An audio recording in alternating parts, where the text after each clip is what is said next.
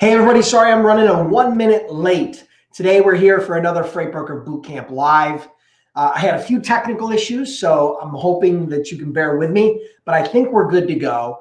And today we're going to talk about the best time for freight brokers to get shippers and why. I'm going to break down something that I've identified as a trend that works, and I'm living proof of it. Okay, so that's what I'm going to share with you today. I'm going to share with you the best time to get shippers as a freight broker and why. But before we dive into that, those of you that are catching me on replay, hit me up in the comments with hashtag replay. Those of you that are joining me live, hit me up with the city and state you're logging in from, and I will try to give you a shout out before we start the training today. So, okay, let me kind of just give you a quick catch up here while you guys are doing this. About a week or two ago, my computer, my laptop that I've been operating off of for several years now, the hard drive completely crashed. I rebooted it and it came up imminent hard drive failure. So then it wouldn't boot up. And so I had a lot on that laptop. Obviously, a lot of files were backed up, but I had a lot of software and a lot of different things backed up on there. So I bought a new computer and I love it. But when I tried using my DLSR, my really nice camera, I upgraded the camera. It just wasn't working properly with this system. So I still have some fine tuning. So if you're noticing a little bit different quality in this video, I apologize. I'm doing my old webcam, which is still pretty good for a webcam, but it's not as good as what you're used to. So I apologize for that, but we'll get it back up and running soon. Again, for those of you that are joining me, hit me up in the chat box with the city and state you're logging in from. And for those of you that want an opportunity to win a prize, let me pull one out here. All right, so we're going to give away another shirt. We're going to give away another shirt today just for showing up live. You have a chance to win the Freightpreneur shirt. Someone that solves problems you don't know you have in ways you can't understand. I've been giving these away quite a bit lately, and so I'm going to give another one away today. All you have to do, pay close attention, all you have to do is this. Simply share the stream, whether you're on Facebook or YouTube or wherever you're at. Share the stream on social. If you don't have access to social, open up your email account, share the link with 3 friends, and just make sure you share the stream. And then come back in here and type in the chat box, hashtag shared. Okay, that's how I know you shared it. Now we're going by an honor system here. I don't have time to check if everybody shared it. So this is an honor system. But if I pick you and then I go find that you didn't share it, I'm going to call you out on the next live. Okay? No, I want you to be honest about this. Share the stream wherever you're at. At the end, before we do Q&A, I'm going to give away the shirt to one person. I've given away a bunch. I've had great feedback, and I'm not wearing mine today, but that's the shirt you'll get. So share the stream. If you're on YouTube, make sure you like this stream first, then click the share button. If you're on Facebook, the same thing. Make sure you like the stream and then share it. I always appreciate everybody who shares the stream. My objective with this is to just create awareness for people that I do these free trainings every Monday at noon. Whether you're a student of mine or whether you're someone who's just following me or someone who's just brand new, who's interested in learning about how to become a freight broker, freight agent, these are all free trainings that I provide weekly.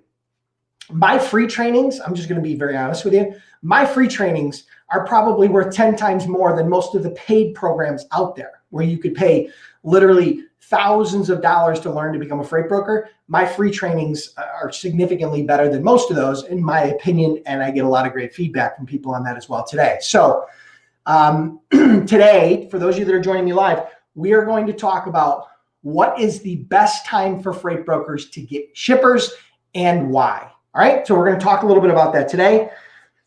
Let me get a quick drink as you guys, and then we'll do some quick shout outs and we'll go from there. Okay, so shout out to Paul Spates from Frisco, Texas, Route Logistics from Waco, Texas, Shanique Cameron from Mansfield, Ohio, Priscilla from Sacramento, California, Martin, welcome, Jose from Miami, Cindy Kane always is here from Houston, Monique from Brooklyn, Melissa from Ellenwood, Georgia, Moises Perez from Chicago. Thank you, Randy, who's a student joining me from Boston, Massachusetts. Solomon from Raleigh, North Carolina. Harvey Boy, Silvback from Omaha, Nebraska, Chad from Fredericksburg, Texas, Mary from Jacksonville, Florida, Tiffany from Berlin, New Jersey. Welcome, welcome, welcome. Manuel from Burlington, North Carolina, Walter from Newcastle, Delaware. So you see, we got people from all over the country. A lot of times we have people joining from Canada, sometimes from South America, sometimes from the Middle East, sometimes from Europe. All over the world, we have people that have joined this live stream for these trainings. Today, we got a lot of people, including Sergio from Austin, Texas. Welcome. We have, let's see, what else we got here? All right. We got a ton of people. So we got a lot of people sharing the stream. Terrence from Baltimore, Maryland. So welcome, everybody. If I didn't give you a shout out this week, I will do my best for next week, okay? So let me know, is the audio clear, the video clear? Do we have a good, clear channel here before I start the training? Give me a heads up. Let me know that the audio is clear and not a lot of echo, and the video is clear. So for those of you that don't know, I take these live trainings that I do every week and I edit them down. Well, I don't edit them down because I suck at that. But I have them edited down into a short, usually around a 10-minute video where I take the best parts of the training and then I put them on my YouTube channel. So for those of you that aren't subscribed to my YouTube channel, you definitely got to check it out. Just go to youtube.com/freight brokers, or you can just go to YouTube and search for Freight Broker Bootcamp, and you guys will see that. And for those of you that aren't aware, Freight Broker Bootcamp is an online training program where I help train freight brokers and freight agents to start and grow successful businesses. I've had that business for over 10 years. I've trained over 8,000 students. I'm going to check the numbers again because it's got to be actually getting close to 10,000, but right now we'll just say 8. And it's well known as the most cost-effective and comprehensive online freight broker training program. You can check that out at Freight Broker Bootcamp. Okay, so you can see here there's a bunch of students, former students, past students, current students that are a part of this. We've had some amazing success with students. Matter of fact, I'm going to be interviewing one of our newer students in the coming weeks. And just to give you a little bit of a teaser here, his first week in the business, and I'm not going to spill the popcorn in the lobby, but his first week in the business, he did over $7,000 in profit. Okay. Now, I'm not saying that that happens for everybody, and that is not the norm. So I'm not trying to make any false projections here. What I'm telling you is that a student who had little or no experience in the industry took the course and then went on and took that information and now has a business that's paying him more than a full-time income. So we'll get into more of that in the interview when we do talk in the coming weeks, but just give you a quick teaser. So again, if you're curious about becoming a freight broker, freight agent, check out freightbrokerbootcamp.com. All right, so let's dive in, guys. We are going to talk today. Today, we're going to talk about the best time for freight brokers to get shippers and why. So before I share that with you, I want you to think about something. I'm going to explain 2 scenarios to you. The first scenario is where a shipper has their normal flow of freight and their daily job, and a logistics manager and a shipper have a normal flow of work. Everything is steady. Everything is consistent.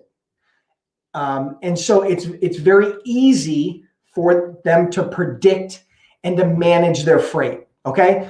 There's not a lot of challenges. It's just very easy and normal without a lot of change, right? So that's scenario A.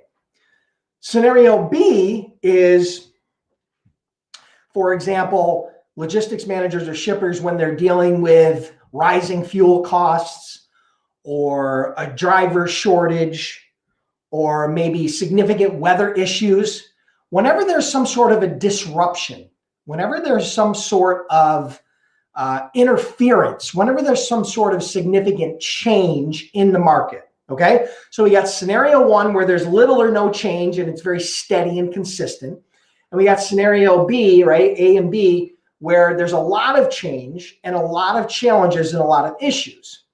If you had to guess, which one creates a better opportunity for a freight broker or freight agent to get their foot in the door with a new shipper?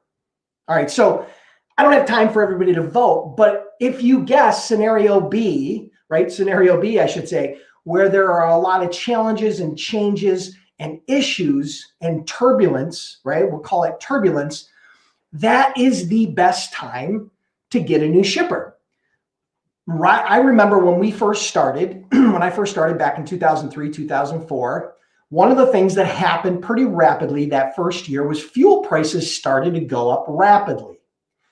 And I remember being scared of that. I remember having a lot of concern.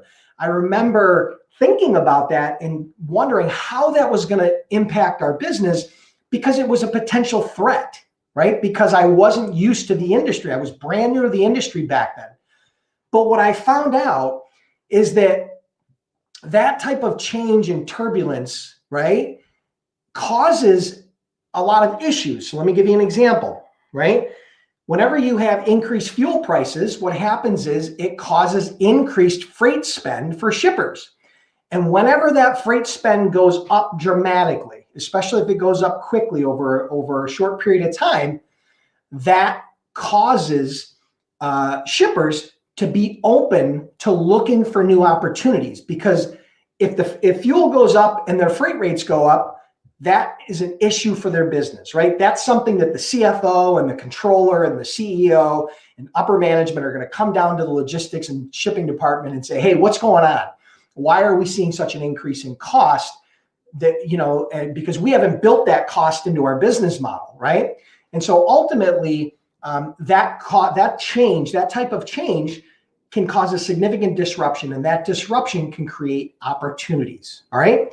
So the second one, for example, let's say, for example, there's a capacity shortage like we just had with COVID, although a lot of trucks are back on the road now from March, April, May, June, a lot of trucks parked, right? A lot of carriers parked their trucks. And so there was a shortage of trucks. And what that causes is that causes more demand by the shippers. And so whenever there's a carrier shortage, right? Whenever there's less trucks on the road today than there was yesterday, that causes a potential disruption or service issue for shippers. And those are the types of changes and turbulence that create opportunities for you as a broker. All right. And then another example is, let's say, with COVID, another perfect example that relates back to COVID is their supply chains were disrupted. So anytime that someone's supply chain is disrupted, maybe it's inbound parts that are being imported from a foreign country like China or wherever, whenever that stuff is disrupted, that causes challenges in their supply chain, which have the potential to open up opportunities and open up doors for brokers and agents. All right. So what I'm trying to explain to you, if I simplify this down and break it to the least common denominator, is this. The best time to get shippers as a freight broker or a freight agent is during turbulent times, when shippers are facing challenges like weather, inclement weather, where you've got, say, for example, hurricanes, or you've got serious winter weather, or you've got floods, or you have all these issues. Those are great opportunities for you as a broker to get a new client, right? Whenever fuel prices go up like they are now, fuel prices are rising rapidly. Whenever there's a driver shortage, right? Which the driver shortage continues to grow over time because the industry's not able to recruit drivers at the same rate as they're retiring, because the majority of drivers are baby boomers. So there's a lot of dynamics right now that are stacked in your favor as a freight broker or freight agent.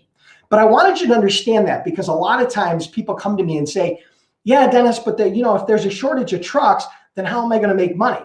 Or how am I going to manage the rates if fuel's going up? Or, what about this disruption from COVID? How's that going to impact the business? You have to change your mindset and not focus on those as problems, but you need to look at those as opportunities, because that's what they really are. Now, might you have to work a little bit harder in order to get that load moved? Yes. You might have to make some extra calls. You may have to work a little bit harder. But ultimately, if you look at the lifetime value of a client, let's say it's a small client, right? Let's say it's a small client that's doing one load a week with you and you're making, a couple $100 a load, right? That client alone is worth over $10,000 a year in profit, right? That's profit right in the Hip National Bank. year after year after year. If you have that client and you don't grow that business at all for 10 years, right? All of a sudden, you've made over $100,000 in profit from that one small client. Now, just imagine if you had a client that you did 1 load a day or 5 loads a day. That's not unusual, just so you understand. So what you have to understand now is that when turbulent times happen, whenever there's challenges, whenever there's a lot of change going on in the industry, that is the best time to get shippers as a freight broker, freight agent. So you really have to double down, because when the seas calm, when things start to calm down and seas are steady and there's not a lot of change and fuel is stable and freight rates are stable, that's the time when it's the hardest to get shippers, because it goes back to that old adage: if it's not broke, don't fix it, right? If things are going steady, you don't change what's going on as a shipper. The only time you change is when you need to change, and the time to change, and when people start to feel pain, that's when they make those decisions. And that's what opens up that door a little bit so you can stick your foot in as a broker or an agent and create opportunities for yourself, okay? So that's what I wanted to share with you today. I want you to understand that, number one, I'm living proof of this, right? I went through this during the life cycle of my business. I started the brokerage in 2003. We did over $1 million our first year. We did $3 million the next year. We did $6 million the next year. We did $12 million. And you guys know my story. Before I sold the company in 2016, we were doing over $80 million a year in sales. And so ultimately, throughout that time period, we had a lot of waves where there was turbulence, right? Rising fuel prices, lots of issues with new legislation within the industry, right? That caused carriers to park their trucks, or, brokers disappear. A lot of brokers disappeared because of the new bond. There's a lot of things that can make for wavy seas. But here's what I want you to understand. There's an old saying, right? It goes like this. How does it go? It goes, turbulent seas make good sailors. Turbulent seas make good sailors. And what that means is when times are tough, that's when you know that you can that you have the sustainability of a real business. And not only that, but the opportunities in the logistics industry are the highest at that point. That's the time when you can get new shippers. I promise you, we were able to get our foot in the door with shippers that we probably would have never been able to do business with if it were not for those turbulent, challenging, wavy, and very rocky times in the industry. But that's the time when shippers are going to open the door, let you stick your foot in and get an opportunity. And then from there, you got to make hay, right? You've got to over deliver and develop that relationship and build. And from there, you can have a client that could be worth literally millions of dollars for you over the lifetime of that relationship. So I hope you guys enjoyed that. Today, we talked about when is the best time for freight brokers and freight agents to get clients, and why. I hope you understand the dynamics there. I hope you double down because of what's going on right now with rising fuel prices and some other challenges. Challenges equal opportunities. Don't look at them as obstacles. Look at them as opportunities. If you guys enjoyed this, make sure you share the stream. And as always, if you're curious about becoming a freight broker, freight agent, check out freightbrokerbootcamp.com. Over 8,000 students trained, been in business over a decade, and we offer a 60-day, 100% money-back guarantee. And if you liked what you heard, come back next Monday, because I do a Freight Broker Bootcamp live every Monday at noon. All right, so let's do this, guys. Before we dive into the Q&A, let me grab a quick drink. And in a minute here, we're going to do, for those of you that want to be a part of the giveaway, if you joined late, I'm giving away another Freightpreneur shirt.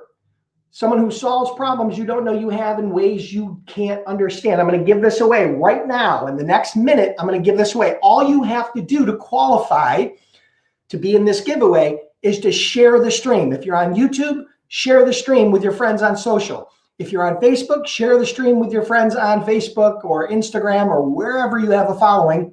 Share the stream, and then come back in and type #shared in the comments. And I will then randomly pick a winner, and then I'm going to mail this shirt out to you this week. Again, it only applies to US for now because I can't ship this thing international. It just doesn't make any sense to to spend $30 or $40 to ship a shirt international that might only cost $20 or $30. Doesn't make any sense to me. So it's US only at this point. I may open that up in the future, but ultimately it's US only right now. So please share the stream and then come back in and hit hashtag shared in the comments, and I'm going to randomly pick a winner. So, and then we're going to dive into Q&A. So for those of you that have questions, hold your questions for 1 minute until we pick the winner, because then I'm going to be able to go through the questions very quickly. And I will do my best to get to all the questions today. If for some reason I can't get to the questions, I'll try to come back in during the week and reply to them in the threads, in the thread here. And if I can't for whatever reason, then you can come back next week, and I promise I will do my best. I try to answer as many questions as I can with the limited amount of time that I have. But I am here every week, guys. Every week I do a live. This week, I had some tech issues, but I didn't want to cancel. I wanted to make sure that I was here for you guys. By next week, hopefully we'll have those tech issues resolved. But again, we're using the honor system here, right? This is the honor system on who shared the stream. But if I pick a winner, and then after I pick that winner, if I go to your social profile and I don't see that you shared the stream, you and I are going to know, right? I don't want to announce you on the next live that you might have fudged or not told the truth, right? So share the stream. It's an honor system. And my objective here is simply to create awareness and let everybody know about the opportunity that's here, the timing that's going on right now in the industry, which is perfect, as I explained to you today. And I offer these free trainings every week. So, all right. So we got a bunch of people that have shared the stream. Awesome. Thank you so much. All right. People like Tiffany and Placino and Paul and Martin and Chambo and Bargama and Terrence, right? A lot of people have shared the stream. Thank you so much. I appreciate the kind words. I appreciate you sharing. And make sure you like the stream, right? If you're on YouTube, make sure you're subscribing to my YouTube channel so that you're getting all the weekly updates with new videos. And make sure you're following the Freight Broker Bootcamp channel on Facebook. All right, so let's give it away. Here's the shirt, guys. This is what we're giving away. Again, I've been giving away a lot of these. I will mail it out this week. You'll get it within about I'm assuming within about a week. So here we go. We're going to scroll down.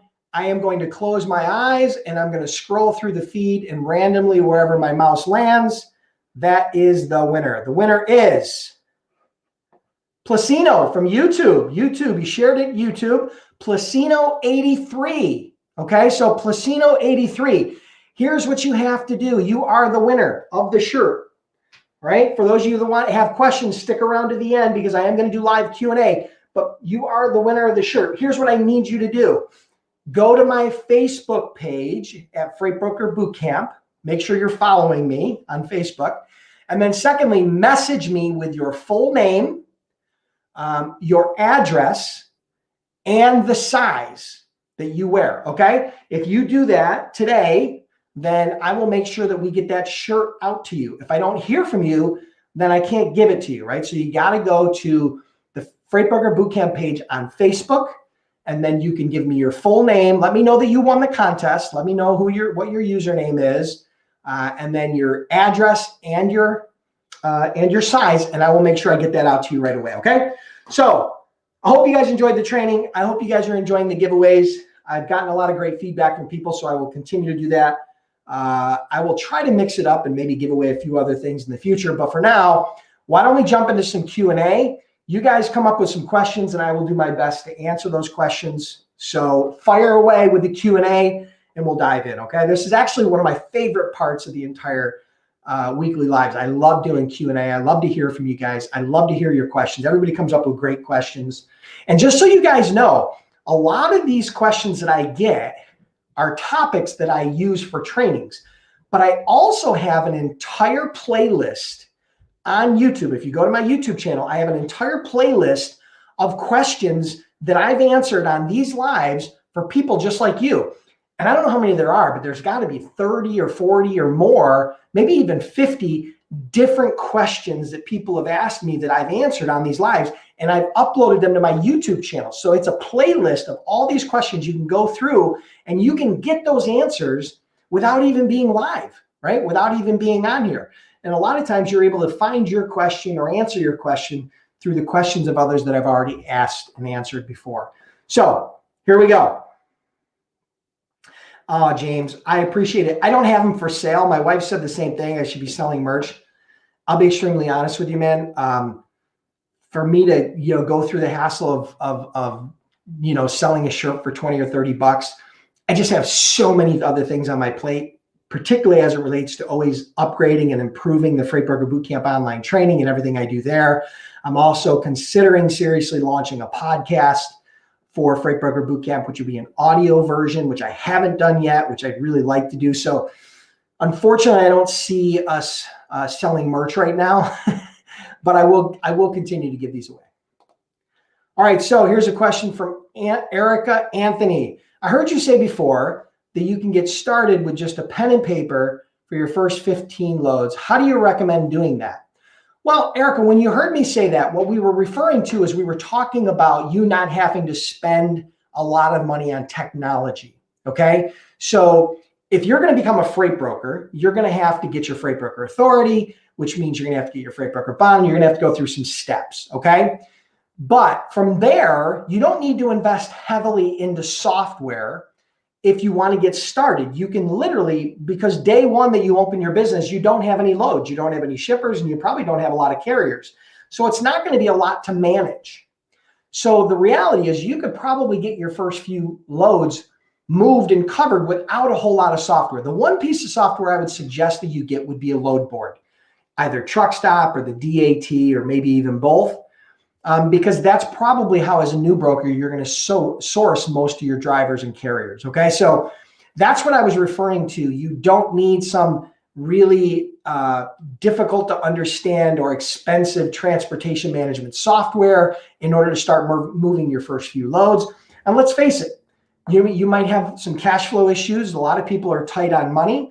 And so if you were able to move 10 loads at an average of $150 profit, that's now $1,500 in profit that you can reinvest into your business, including additional technology, like a transportation management software, like some sort of a sales CRM, other technology that you might want to deploy, additional load boards you might want to use. And so if you move the first handful of loads, 10 or 15 or 20 loads, doing it the old-fashioned way on paper in a folder, you're just keeping track of all the load details and the carrier details. And then from there, you're going to invoice them. So you just do low tech to start, and then you reinvest those profits into higher tech, which will make your job easier. So I hope that makes sense. It's not ideal, but you can do it that way. Okay, is what I'm trying to say. All right. All right, so here's a question. Oliver Robinson asks about their inbound freight, like raw material, or ask them what they do in case of overwork. Works like a charm. Okay, that's actually not a question. I guess that was a comment or a suggestion for somebody else. All right. So here's a question from Juliana. When do we email the credit application, shipper agreement, accessorial charge contract to the shippers to sign? And if we are factoring, do we necessarily have to send them a credit application? Okay, so you are with a shipper. Let's say, for example, you've done cold outreach, you've developed a little bit of a relationship, they've asked you to quote on some lanes, you've provided some freight quotes, and they've accepted your freight quote. Okay, and they've now said, listen, we're going to give you a load. What I suggest is that you get the load, you send the credit application, the shipper broker agreement, and all that stuff.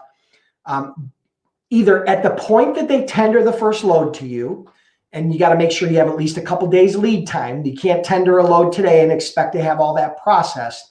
But if they tender a load for you 2 or 3 or 4 or 5 days out, you should be able to complete all that documentation without any issues. So a great time to do it is after they've already tendered you a load, right? So now you can get all that documentation out of the way. In a lot of cases, you're not going to need a shipper broker contract. Either the shipper will have one that they're going to provide you, or they don't even require one, or don't want to sign one.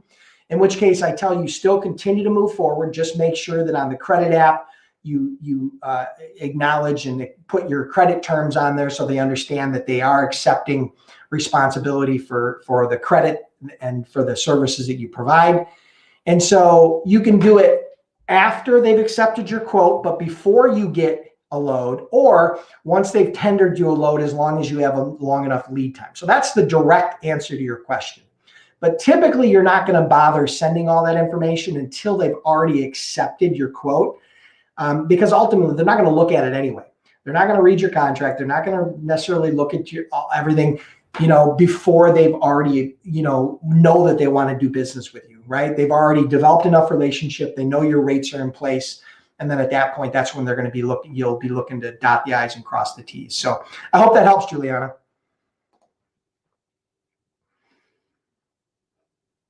Okay, so here's a question from Erica. How do you recommend to find your niche? I know the areas, but how do I explore each one? Well, the only way to explore a niche is to do your research, right? So there's two ways to do research. You can do online research, where you research rates and carrier capacity and trends and things that are going on within the industry, and that's online research, okay? And then the other form of research is talking to the different stakeholders, talking to shippers, talking to carriers, right?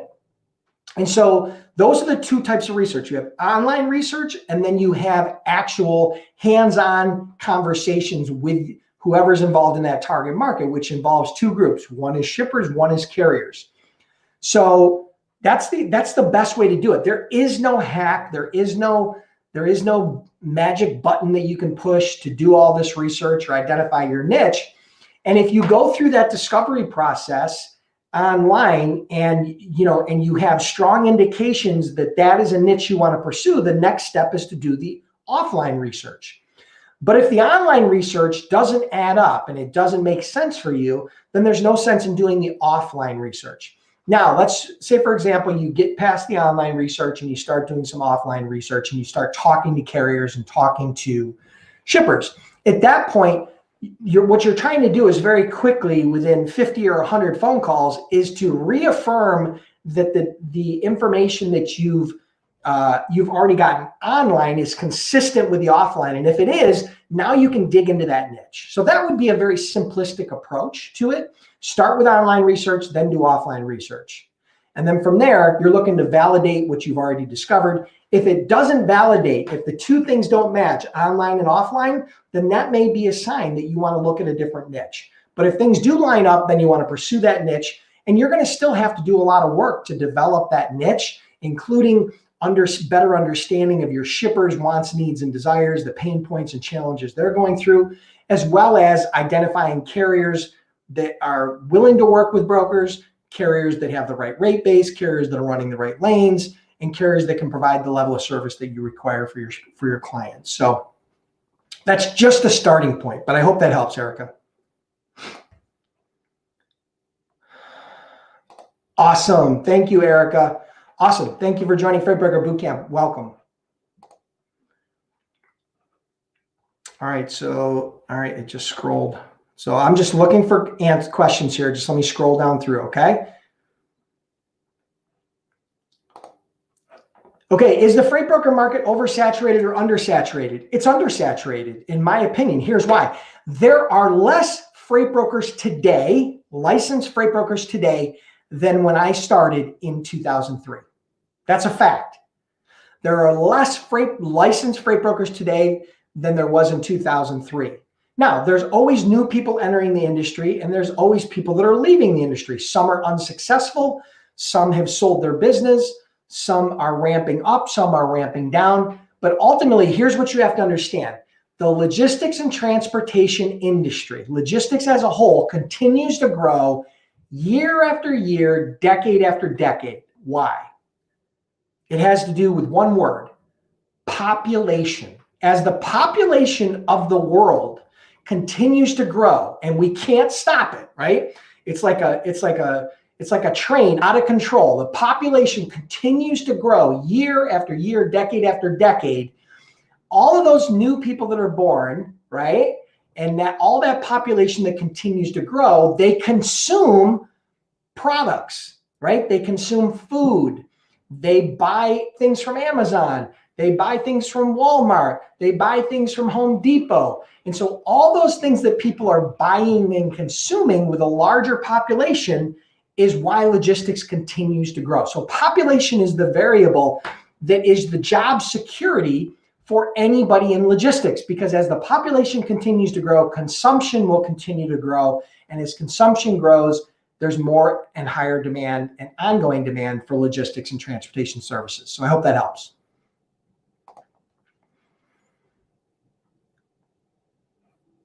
Okay, so here's a question. Cargo insurance, how much or what's required to get one? I already have a surety bond. As a freight broker, you are not required to get cargo insurance. You are not required to get primary cargo insurance. You are not required to get contingent cargo insurance. The carriers that you hire as a freight broker or freight agent are required to have the proper insurance, okay? In most cases, you're going to be looking for carriers that have 100,000 in cargo and 1 million in bodily injury personal damage, which is like liability insurance, okay? So those are what you're going to be looking for from the carriers. So you as a broker do not need cargo insurance. Now, there are insurance products like contingent cargo insurance, which is an optional product and service that brokers can have, but it is not a requirement. Now, some shippers require it, but most shippers do not, okay? Listen to that very carefully. Most shippers in the United States do not require contingent cargo insurance. Some of them do, but most of them do not. So you can start as a broker without contingent cargo insurance. And if you choose to get contingent cargo insurance later, you can always add it with the profits that you're generating from the rest of your clients. So that's my recommendation to you. If you have the extra money and you want to spend it, go ahead. But typically I recommend everybody wait until they absolutely need it. And at that point, if you've got a shipper that's willing to give you X amount of freight that's going to generate Y amount of profit, it's pretty easy to make that decision to invest in contingent cargo insurance because they are going to finance the cost of it. So I hope that helps.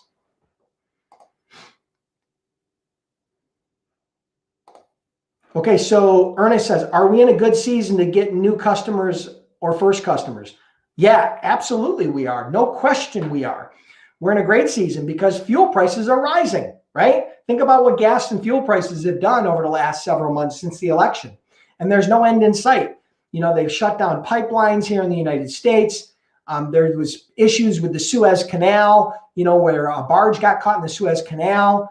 You know, there's political issues, there's business related issues, there's climate related issues that are all causing, that are all parts of this issue and this dynamic where fuel prices are rising. And when fuel prices rise, shippers' costs go up. And when shippers' costs go up, the door opens up for new vendors and new opportunities because those logistics managers have to seek out new opportunities to keep their freight rates down and stable as opposed to ongoing rises, okay? So it doesn't mean they're not going to continue to do business with some of their vendors, but some of those vendors, the bottom 10 or 15% are going to fall to the wayside, and that's where you can step in and fill those gaps.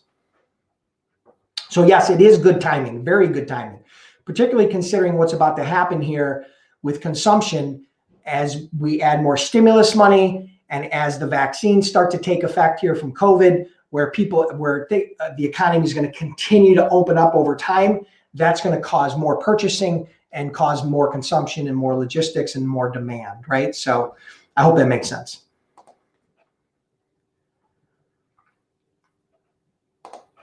So question, do you suggest factoring or a line of credit for a broker to start with? If you have a line of credit, then start with a line of credit. It's going to be a lot cheaper, right? A line of credit from a business, I mean, you might be paying, even if you're paying 4, 5, 6% interest on that line of credit as a business, it's going to be way cheaper than factoring. But most startups can't get a line of credit, right? Unless they have some sort of security that they're willing to back it up with. So I always suggest you do a line of credit, but very few new brokers are going to have that capability or be willing to do that. So that's why you start with factoring. Just so you understand, in my personal opinion, factoring is not a long-term solution. It's a solution for two things. Number one, startup to get cash flow moving and to start growing your business. And number two, when you're going through a high growth cycle. So if you are growing very rapidly, it's very hard with your own capital to stay on, to stay ahead of the freight bills that you need to pay the carriers. So in an effort to make sure you're paying your carriers quickly, so they want to continue to do business with you, factoring can be a great tool in a high growth situation. But eventually you're going to, after the first year or 2 or 3, once you've built up a relationship with your bank and they see that you're a viable business because you're depositing checks and you're paying people and you've got a real business and there's a trust level there, that's when I would recommend you get a line of credit. And that line of credit is what you'll use to grow going forward. But initially, it's going to be a little bit more expensive because of the cost of factoring, which typically is somewhere in the range of 3 to 5%, depending upon the terms. So hope that helps.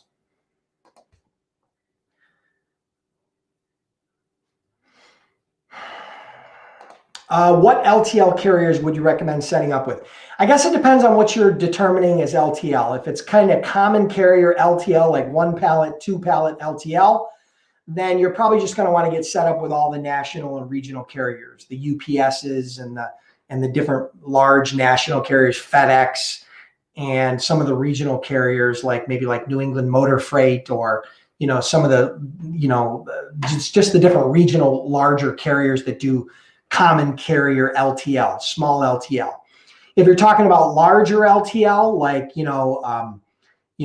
a quarter truck or a half truck, that's more partial, or you're doing real heavy LTL, you're going to run that. You're not going to run that through a common carrier, and that's something you're going to have to source. And that's something I probably can't help you with right now. It's going to depend upon the type of product. It's going to depend upon kind of the density of that product. It's going to depend upon a lot of variables, the types of lanes and things that are going on. So if it's small LTL, then you're going to use common carriers like UPS, FedEx, and some of the regionals. Although I am going to tell you, it's going to be really hard to make any margin on small LTL unless you have a fully automated rating and tendering and delivery system all set up. Someone like a Global Trans has, or like an Echo Global has, someone like that, or like a Freight Quote. It's going to be very hard unless you have those types of systems with small LTL to make any money. So I would recommend, as a new broker, you focus in on full truckload or on large partials, right? Partial truckload. So I hope that helps.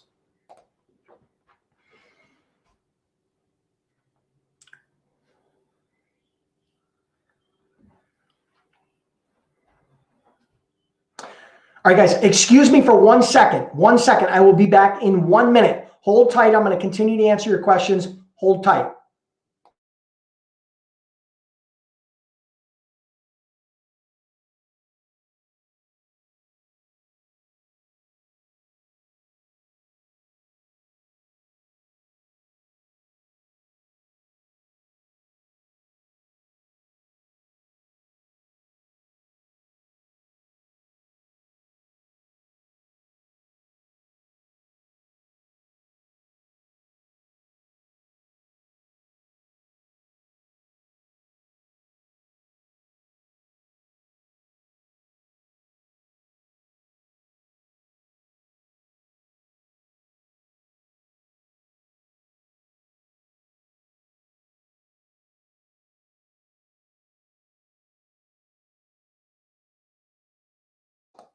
Sorry, everybody. There was a delivery guy walking up to my door, and I didn't want my dogs to go nuts. I totally apologize, but it's better than having 200-pound dogs go crazy. So I apologize for that minor disruption, but we're back now, so we'll dive into continue with some extra questions here. So we're going to do a few more questions, and we're going to wrap it up for today.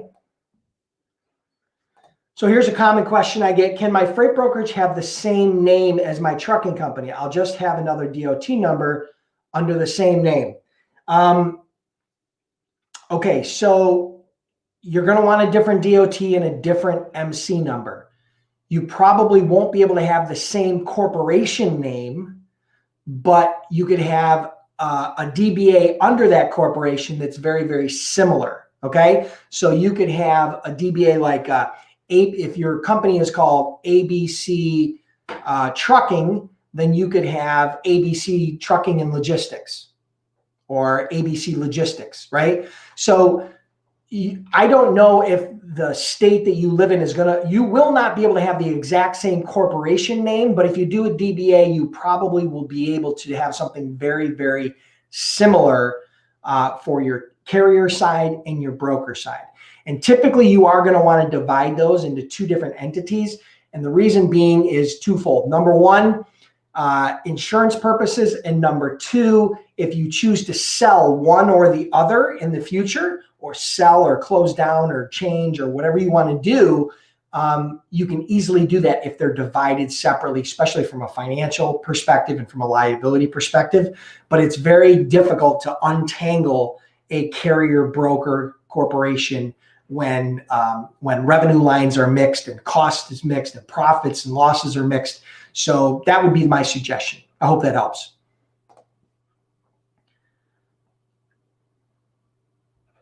Cool, Placino 83. I will find the message and I'll make sure I get that shirt out to you. Congrats.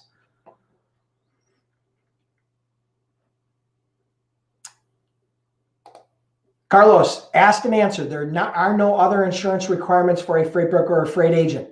You may choose to get contingent cargo, but it's optional. You may choose to get general liability, but that's optional as well. I suggest both of those at the point that you can afford them, but they are optional. All right, I'm scrolling. We're going to answer a few more questions.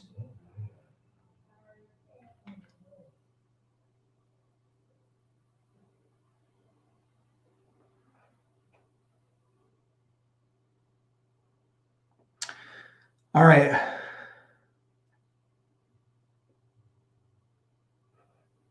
Okay, so Nini Fanti asks, my question is, when you get a shipper's email address and send them your carrier packet, you mean shipper packet, it'll bounce back and say that the email address is incorrect. What do you do at that point? Well, number one, you make sure you send it to the right address. Number two, if it gets bounced back, then all you need to do is reach out to them and let them know. That's a good reason to reach out to them and let them know that you tried sending the packet and that for whatever reason the email is getting bounced back. You wanted to verify the email address. So it's not a big deal. It happens from time to time. Simply reach out to that shipper again and find out what the correct email address is to move forward. So don't overcomplicate it. Don't be afraid. Just reach out to them. You can't reach out to them by email, of course, because you don't have the proper email. Reach out to them over the phone, and it's a great opportunity to a great touch point for you, and then you can follow up.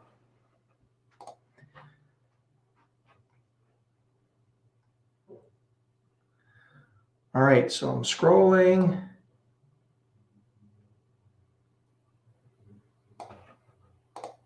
I agree, Elsa. I agree 100%.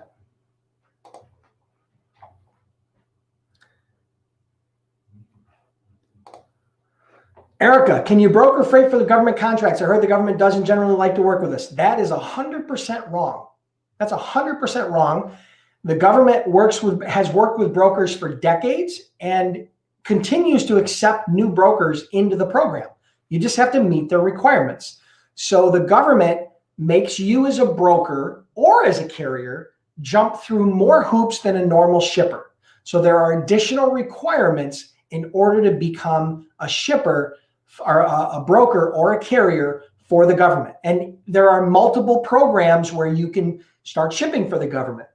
There's FEMA, there's the SDDC, there's GSA, there's different programs where the government outsources freight. The government is one of the biggest shippers in the world, the US government, because they have military and they've got all kinds of demand for it to supply the government, right? With all these different products that they purchase, right? So ultimately, they are more than willing to do business with brokers if you are able to meet the requirements. But they do have a higher level of requirement to start doing business with the government. Maybe that's something I'll cover in a future episode, is some of the things required or tips required to start moving military freight. I'll add that to the list, but you absolutely can. Now, you're probably not going to be able to do it in most cases as a true startup. You are probably going to need at least a year or more experience before they're going to allow you to start doing business with them.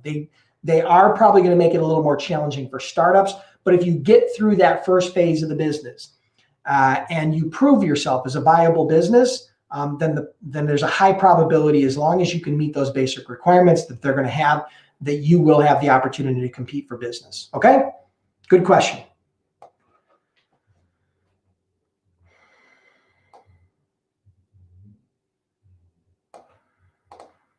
So James has a question. Hi, Dennis. Is there a slow season and a peak season in logistics? I'm planning on getting up and running in the next 2 months. Curious of whether I should expect to be slow start. That all depends on your niche. Your niche is going to determine whether there are slow times or peak times. Let me give you an example. Perfect example, produce, right? So the produce industry is an industry that has a lot of ups and downs because of the fact that produce is grown. There's a produce season, right? Where there's, and it shifts across the country and across the globe when produce becomes ripe and then picked and goes to market, okay? So that's an example where there's a lot of seasonality. Other industries, like for example, maybe the oil and gas industry or even the building industry doesn't have nearly as much seasonality to it, right? So you got to look at the industries that have seasonality, and it depends upon your niche to determine if and when your niche will have any sort of ups and downs due to seasonality, right? So I hope that helps to answer your question. I can't answer if your niche is going to have an upturn or a downturn in the next 90 to 120 days. But here's what I can tell you. Most industries have a slight cycle. Some are big cycles up and down, and others are just kind of slow waves like this, right? And so ultimately, as long as you know what you're going into, any niche can be highly profitable, but you just need to understand what you're going into. So it's a good question.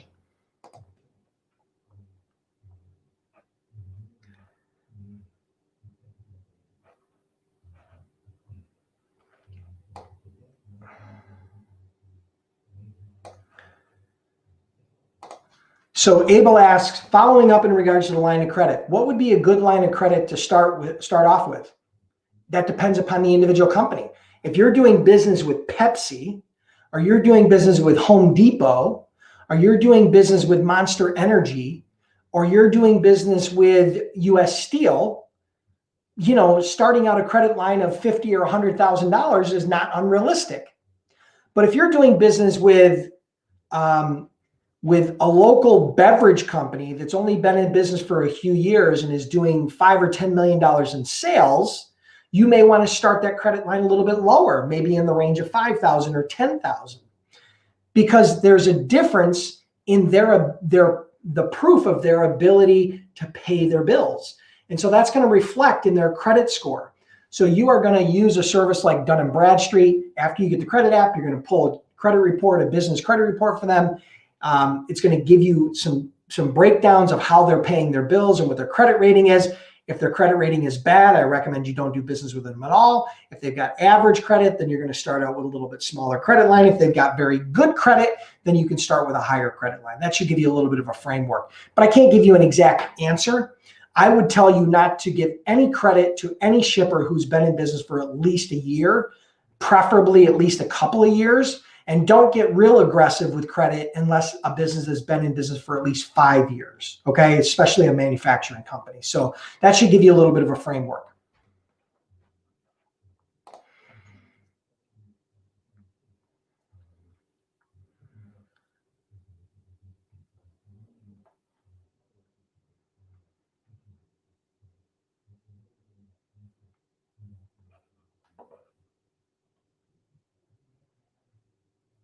Okay, I'm scrolling. All right.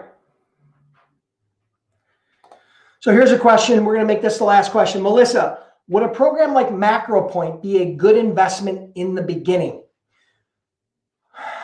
Good question. So number one, many of the TMSs that are out there are already integrating with MacroPoint. So you may be able to easily integrate with them through your TMS. That's the first thing to consider and look at.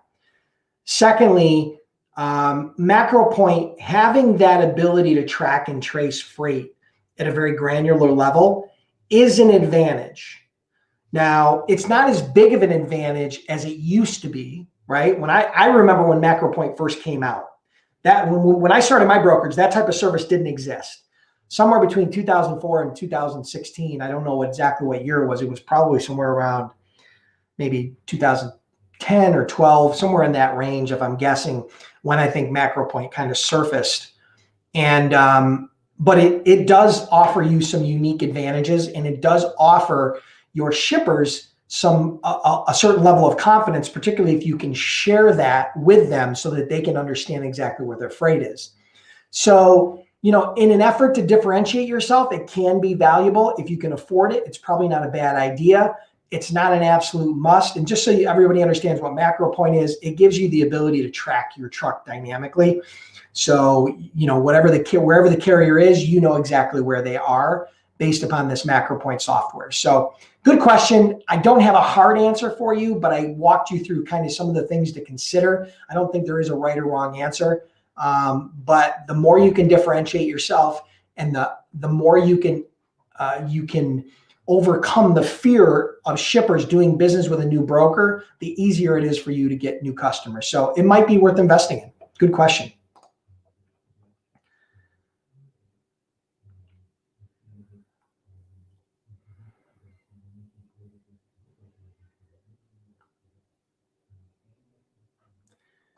So here's a question from Greg. Is it viable to work full-time, 50 to 60K a year, 7 to 5, and start a career as a freight agent without quitting your job at first? Yes, it's possible, but it won't be easy. You will have to be able to make and take calls during business hours. So if your career, your current job allows you the flexibility to make and take calls during normal business hours from say 7 a.m. to 5 p.m. in that range, not the whole time, but throughout that time period, then it's probably viable. If you cannot make or take phone calls during your current job and you can only do it after hours, you're probably going to struggle because it's going to be very hard to get in touch with shippers and very hard to get in touch with carriers. Okay. So I'm just being very upfront with you, whether you're a freight broker or a freight agent. But I do want to share with you at the beginning of this, I talked about a student who I just spoke with about a week or so ago, who launched his business, did over $7,000 in profit his first week in the business. He did that as a broker while working a full-time job. Now, since then, he's resigned from that job and is now full-time in his business. But when he started, he had a full-time job. He got his broker authority and went on to do over $7,000 in profit his first week in the business. Since then, he's resigned from the job and now he's going to do it full time. So that's an example that I hope that might help inspire you, Greg, or others. All right, guys. So that's going to wrap it up for today. Thank you so much for joining me. I truly appreciate it. If you guys enjoyed the training, the way I gauge whether I'm going to continue these weekly lives is the amount of engagement that I get from you. You guys had a lot of great questions today. Like, comment, and share. If you like this training and you'd like to see future trainings every Monday at noon, make sure you hit the like button. Truly appreciate it. If you're on YouTube, make sure you subscribe to my YouTube channel to continue to get updates. And if you're curious about becoming a freight broker and you want to take advantage of the timing that's going on right now to be able to get new clients like I talked about in the training, check out freightbrokerbootcamp.com. Again, we're well known to be the most cost-effective and comprehensive online freight broker training program. Over 8,000 students. We offer a 60-day unconditional 100% money back guarantee. Check it out at Freight Broker Bootcamp. Truly appreciate you being here, and we will see you next week. Same bat channel, same bat time. Talk to you soon.